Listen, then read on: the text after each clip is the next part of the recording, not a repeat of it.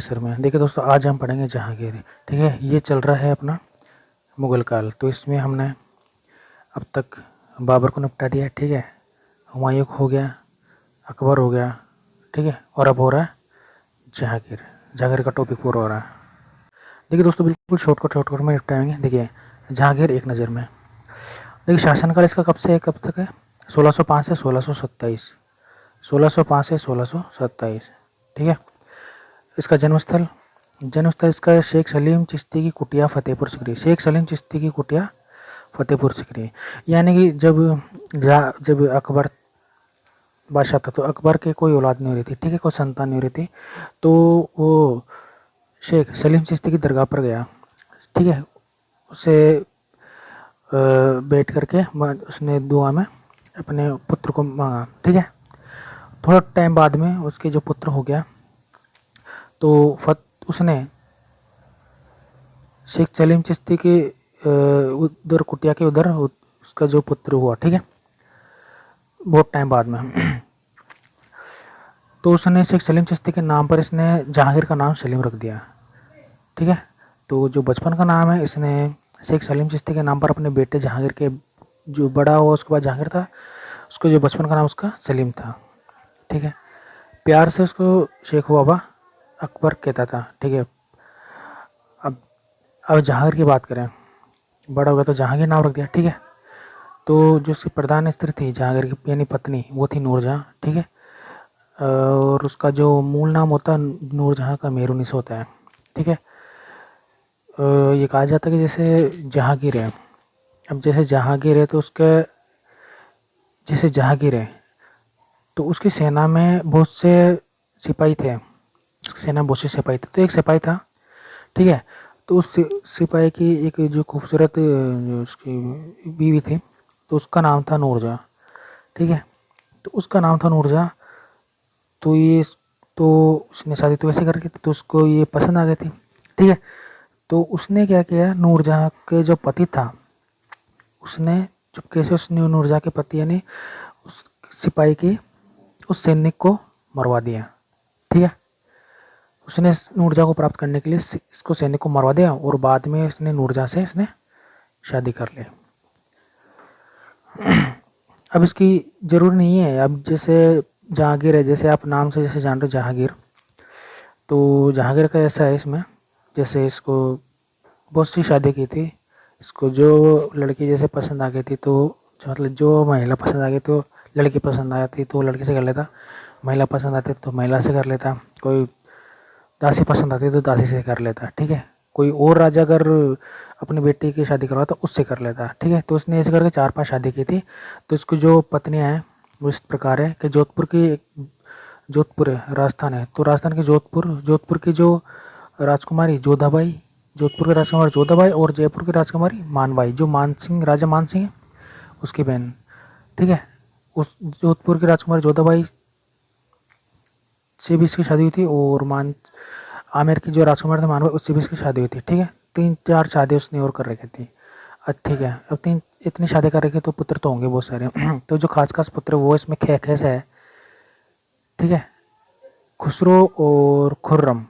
ठीक है, खुसरो ये कभी खुश नहीं रहा। ठीक है, खुसरो जो बड़ा था, खुर्रम जो छोटा था। ठीक है, खुसरो जहांगीर के विरुद्ध विद्रोह करता है 1606 में। जहांगीर बैठता है 1605 में।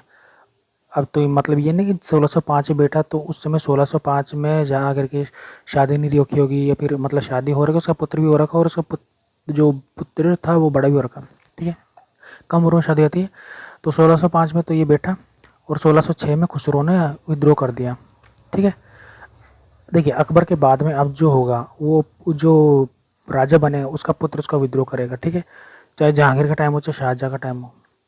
ठीक है, और औरंगजेब के टाइम में भी उसका पुत्र जो अकबर है औरंगजेब का, वो भी विद्रोह कर देता है उसमें दुर्गादास के उसमें बेकावे में दुर्गादास जी के उसमें पिलाने के तौर पे। ठीक है, एक इसमें ये खुर्रम जिसको शाहजहाँ के रूप में जाना जाएगा आगे, तो ये 1606 में विद्रोह करता है, ये 1623 में विद्रोह करता है। ठीक है, देखिए जो शाहजहाँ होता है, सॉरी जहांगीर, ठीक है, उसको चित्रकारी का बहुत शौक था, ठीक है। अब इसमें चित्रकारी का इसने शौक था, तो अब इसकी जो बीवी थी वो नूरजहाँ बहुत ज़्यादा चालाक थी, ठीक है। उसने अपने जो पीर थे, ठीक है, उन सबको बुला लिया। अब इस जो जहांगीर था चित्रकारी का बड़ा शौक था, ठीक है। तो और बस शराब का प्याला और थोड़ा सा क्या बोलते हैं इसमें, एक इसने एक बार कहा भी था कि मुझे तो कुछ नहीं चाहिए, मुझे तो शराब का प्याला और 2-3 बस मांस चाहिए जो उसका पेट भर सके बस, और उसको कुछ भी नहीं चाहिए, और चित्रकारी में लगा रहता था, ठीक है। चित्रकारी में, शौक में, बाग बगीचे में लगे रहता था। तो बाकी का राजपाट कौन संभालने लगी? नूरजहाँ। और नूरजहाँ जो संभालने लगी वो चालाकी से अपने जो पीर वाले थे उनको बुला करके उनको सारे बड़े बड़े शासन पद दे दिए, ठीक है। तो उसको नूरजहाँ गुट या नूरजहाँ जुंटा इसको बोला जाता है, नूरजहाँ के गुट को, ठीक है। देखिए अब आगे क्या स्टोरी होती है। तो न्याय की जंजीर, तो न्याय की जंजीर में देखिए शाहजहाँ के टाइम देखो 60 घंटे की एक सोने की बनी जंजीर होती है, मतलब 60 घंटे होती है, सोने की बनी होती है। और तो इनसे बिरली हुई एक जंजीर होती है सोने की, ठीक है। तो जो भी न्याय पाना होता था तो आगरा के किले के एक शाहबुर्ज पे एक लटकी थी 60 घंटे के सोने की जंजीर, तो उसको लटका कर न्याय मांगा जाता था, ठीक है। यानी कि न्याय के लिए जो फरियादी इसे बजाया करते थे न्याय मांगने के लिए, ठीक। आईन जहांगीरी का मतलब क्या? बादशाह बनने पर जहांगीर द्वारा प्रकाशित 12 घोषणाएं। जैसे कि कोई भी सरकार बनने से पहले कुछ घोषणा करती है, तो ये मराठा जो सरकार बनने के बाद में घोषणा करती है ये, ठीक। वैसे तो कोई मतलब नहीं, यानी जो शासन था वो नाम मात्र का जहांगीर का था, और शासन हो रहा था वो शासन कौन कर रही थी? वो कर रही थी नूरजहाँ, ठीक है। इसके तो ज़िंदगी में बस एक प्याला और एक दो मांस के टुकड़े वो रह गए थे, ठीक है। महावत खां विद्रोह, एक महावत खां सेनापति इसका विद्रोह कर लेता है ऐसी स्थिति देख करके इस राज्य की। तो ये अपने जो महावत खां है उसको मरवाने की कोशिश करता है, लेकिन वो मरवा ही देता है 1626 में, ठीक है। तो जो कि जहांगीरी अभी फालतू आदमी तो खुद ही रहता है, तो खुद ही लिख सकता है तो किताबें। अब जैसे हुमायूं है, लड़ने में लग गया, कोई अगर किताबें लिखना चाहता हो लिखता है। अब ये फालतू आदमी तो चित्रकारी कर रहा था, तो जो कि जहांगीरी किसी ने कौन लिखेगा? ये खुद ही लिख लेगा। तो ये इसने तो जो कि जहांगीरी, इसने जहांगीर नहीं लिखी।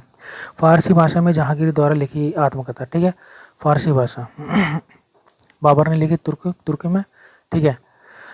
अनारकली, ये आपने मुगले आजम पिक्चर देखी होगी, तो इसमें अनारकली का उसमें ज़्यादा दे रखा है, तो उसमें एक इसको काल्पनिक भी मान सकते हैं, लेकिन इसमें जैसे किताब में दे रखा तो इसका कोई ज़्यादा प्रसंग इसमें है, इसमें यानी वैसे इसमें बता रखा है जहांगीर की जो प्रेमिका है और इसकी जो कब्र है वो अनारकली की लाहौर में, ठीक है। काफ़ी एकमात्र विदेशी यात्री विलियम फेंच था जिसने इस कथा का वर्णन किया, ओके, ठीक है। जहांगीर का शासनकाल चित्रकला के स्वर्णिम युग, बस यही है। एक मुगल काल का स्वर्णिम युग जहांगीर का काल है, और स्थापत्य कला का स्वर्णिम युग वो अकबर का है, ठीक है। नेक्स्ट है, अब जहांगीर कला में इतना परफेक्ट था कि वो बोलता था कि यदि एक ही चित्र अलग अलग चित्रकार बनाए, जैसे एक ही चित्र अलग अलग, जैसे कोई चित्र है, ठीक है, जैसे कोई चित्र है तो उसकी आँख कोई बनाए, उसके नाक कोई बनाए, उसके मुंह कोई बनाए, ठीक है, उसके कान कोई बनाए, ठीक है, उसका बाल कोई बनाए, तो वो ये देख कर के बता सकता है कि ये आंखें किसने बनाई, ठीक है, ये नाक किसने बनाई, ये कान किसने बनाए, ये इसके पीछे का जो पेड़ है वो किसने बनाया, ठीक है। वो सब कुछ ये देख करके बता सकता था। तो यानी एक ही चित्र अलग अलग कलाकारों द्वारा सामूहिक रूप से बनाया गया, तो मैं बता सकता हूँ कि चित्र किस कलाकार ने बताया। जैसे कोई मेरी सीनरी बनाई हुई है, तो उस एक कोई घोड़ा बनाया, कोई पेड़ बनाया, तो ये कौन, मैं बता सकता हूँ किसने क्या क्या बनाया, तो ये जहांगीर का कहना है, ठीक है। इसके अलावा इसके तो अब ये खुद चित्रकार था, तो चित्रकारी रखे है दरबार में उस्ताद मंसूर अब्दुल हसन दिशानदास मनोहर, ठीक है। अब हुआ क्या, जैसे होता है, अभी इनका क्या चलेगा शुरू, अभी क्या चलने लग जाएगा। खुर्रम विद्रोह कर रहा है, तो विद्रोह करता हुआ मतलब ये जाकर अब उसने खुर्रम को पकड़ने के लिए भेजा, तो खुर्रम जाकर के सिखों के जो 5 गुरु थे अर्जुन देव जी उनके पास चला गया, तो उसने अर्जुन देव जी पर उसने लाखों रुपए जुर्माना कर दिया कि लाखों रुपए जमा कराओ, उसको खुर्रम को यहाँ भेजो जहांगीर ने, और लाखों रुपए जमा कराओ, शायद 4-5 लाख रुपए, ठीक है। तो यहाँ जमा कराओ और खुर्रम को यहाँ भेजो, तो अर्जुन देव जी ने मना कर दिया, ठीक है। तो फिर हुआ क्या, तो जैसे सिखों के 5 गुरु थे ये अर्जुन देव जी, तो विद्रोह शहजादे का समर्थन करने पर जहांगीर ने इनको क्या मृत्युदंड दे दिया। तभी से सिख और जो मुस्लिम में थोड़ा इनका ऐसे चलता है, ठीक है। तो इनको शहीदी दिवस मनाया जाता है, ठीक है। अभी नूरजहाँ गुट का क्या करें, नूरजहाँ गुट जुनता यानी गुट, ठीक। तो इस नूरजहाँ के गुट में कौन कौन थे, जहांगीर की पत्नी नूरजहाँ तो थी, ठीक है। इसका जो मुगल राजनीति में प्रभावशाली दल रहा, अब ये खुद ही चलाएगा, खुद के पैर के इसके वाले चलाएंगे, तो देखिए क्या हाल होगा उसमें। तो नूरजहाँ गुट की मुगल राजनीति में सक्रिय अवधि रही 1611 से 1622, 1611 से 1622। अब जहांगीर भले पागल बना रहे, लेकिन उसकी औलाद पागल नहीं थी, तो उसने अपना राजपाट हासिल करने के लिए खुसरो ने भी विद्रोह कर दिया, और खुर्रम ने भी विद्रोह कर दिया राजपाट हासिल करने के लिए। और लास्ट में खुसरो को तो मार दिया गया, और लास्ट में खुसरो मर गया। और ये लेकिन ये बचता बचता ये आक्रमण करता करता अपने को बचाता हुआ जो खुर्रम है शाहजहाँ, वो जीत गया, और उसने आखिरकार जो थे वो हासिल की, ठीक है।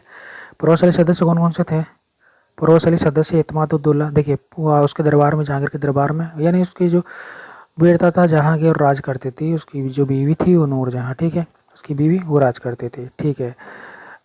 ठीक है, अब प्रभावशाली सदस्य कौन कौन थे, भले फालतू थे लेकिन वो उनको सौंपे था। तो इत्मादुद्दौला से पहले उसका नूरजहाँ का जो पिता था वो था असमत बेगम, नूरजहाँ की माता। इसने गुलाब के इत्र की खोज की थी, ठीक है, गुलाब जल की, ठीक है। आसफ कहाँ है, ये कौन था, नूरजहाँ का भाई था। इसका ये बहुत षड्यंत्र रास्ता है, ठीक है। उस दरबार में देखिए खुर्रम, एक खुर्रम होता है, खुर्रम यानी शाहजहाँ। तो इसके जो राजनीति में कौन कौन होता है, इसका बाप होता है, इसकी माता होती है, इसका भाई होता है, और खुर्रम यानी शाहजहाँ होता है शुरुआत में। बाद में शाहजहाँ को लगता है कि बहुत ज़्यादा हो रहे हैं इनके, तो ये अपनी राजपाट अपना उत्तराधिकार हासिल करने के लिए विद्रोह कर देता है।